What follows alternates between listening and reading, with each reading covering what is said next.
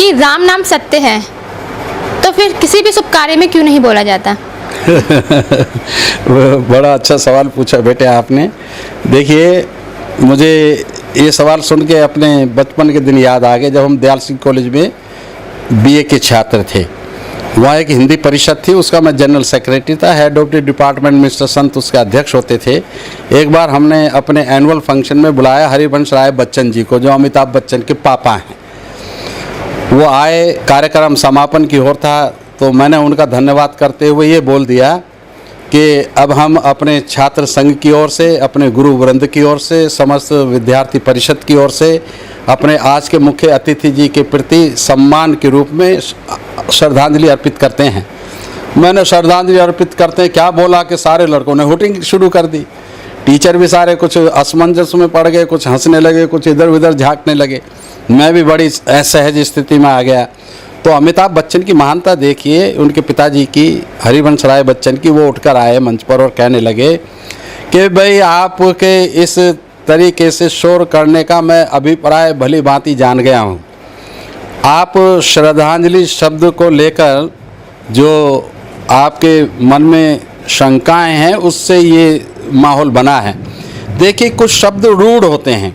रूढ़ होते हैं मतलब वो उसके अर्थ उसके साथ चिपक जाते हैं, उससे इतर इतर आप बोल ही नहीं सकते। ऐसे ये श्रद्धांजलि शब्द है। अरे भैया, श्रद्धा तो आदमी जो जीवित है वो उसके प्रति अगर व्यक्त की जाती है तो उसको पता चल रहा मेरे प्रति श्रद्धा व्यक्त की जा रही है, मैंने कुछ अच्छा काम किया होगा। मरे हुए के प्रति आप श्रद्धा व्यक्त करें या जूते मारे, उसको क्या पता चलता है। ऐसी एक शब्द है राम नाम सत्य है। वो रूढ़ हो गया कि जब आप उसको किसी मुर्दे को लेकर के चलोगे तो बोलोगे राम नाम सत्य है।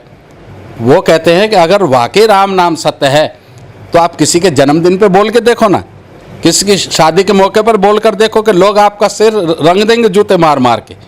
तो राम नाम सत्य है वो एक मुर्दे के साथ जाने के लिए टाइप्ड हो गया। इससे ज़्यादा उसकी कोई और सच्चाई है नहीं, कोई सत्यता है नहीं। वैज्ञानिकों ने, इतिहासकारों ने राम के अस्तित्व को स्वीकारा नहीं है और उसको नकारा है, और जिस आधार पर उन्होंने नकारा है उसका उत्तर इनके पास किसी के नहीं है। हाँ, जब ये उत्तर नहीं दे पाते हैं किसी बात का, तो मरने मारने पर उतर आते हैं और दूसरे को राष्ट्रविरोधी और देशद्रोही कहने लगते हैं। तो ये इनका असली मकसद है। राम एक सच्चाई हो नहीं सकता। राम तो हमारे अस्तित्व का दुश्मन था। शंभुक ऋषि की जो कथा वाल्मीकि रामायण में आई है, सुंदरकांड में, कोई भी उसको पढ़ सकता है। उसमें वो शंभुक का कसूर क्या था?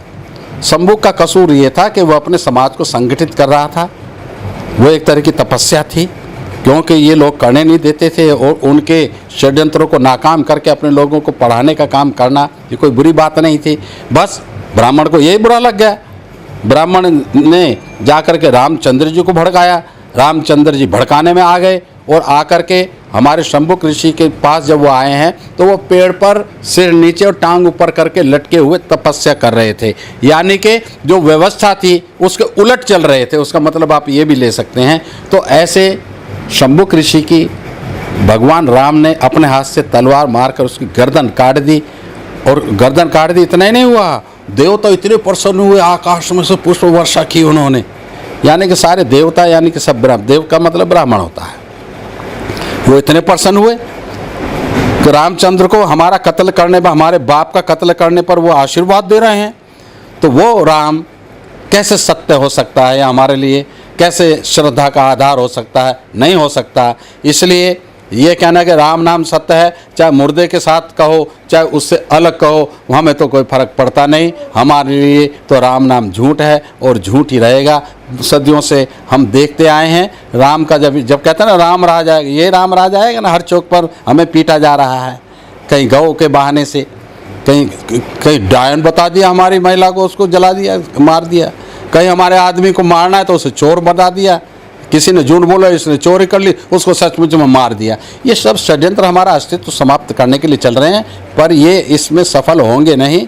हर जुल्म का अंत होता है, हर जुल्म की एक संध्या होती है, हर जुल्म का अवसान होता है। इसका भी अवसान होगा और बहुत अच्छे तरीके से होगा। देखते रहो बच्चों, आने वाले समय में इनकी सारी कलई खुलने वाली है। तो राम नाम सत्य नहीं होता, राम नाम सत्य होता तो उसको कहने की ज़रूरत ना पड़ती। सत्य तो अपने आप प्रकट होता है। कोई गुलाब कहता है कि मैं गुलाब हूँ, मैं खुशबू छोड़ता हूँ ना, अपने आप खुशबू नाक तक आती है। कोई गोबर कहता है कि मैं गोबर हूँ, मैं ख़राब हूँ, मुझ में से बदबू आती है, उसकी बदबू अपने आप हमारे नाक तक आती है और हम कह देते हैं ये घृणित चीज़ है। इसलिए राम में अगर कोई जान होती तो आज भी राम के विरोधी दुनिया में ना होते।